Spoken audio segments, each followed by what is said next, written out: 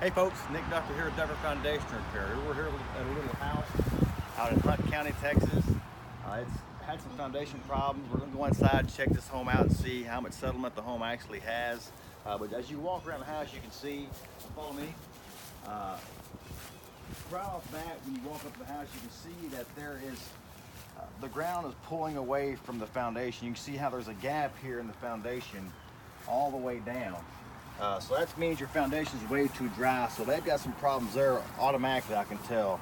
Also, another thing I noticed was this drainage system here, this gutter downspout isn't being extended all the way out like it should be. So it's causing, you can look in here and see, Journey, there is some erosion inside this, in there under the foundation. So that's also causing some problems. So probably that's another thing they want to kind of resolve.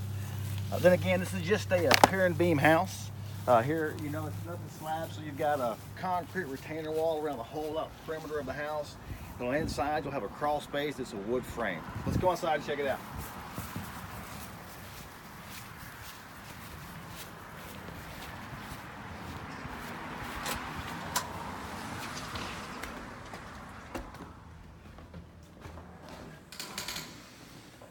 All right, so when we walk in, we noticeably see that the home is failing, the foundation is leaning towards that way. You can see some settlement there. Visibly, you can see that. You can walk into the kitchen here, you can just feel it. You can notice that the settlement is over here too. It's a wood frame foundation, mind you, so it's just kind of gonna be all over, okay? We'll step outside, we'll look at the outside.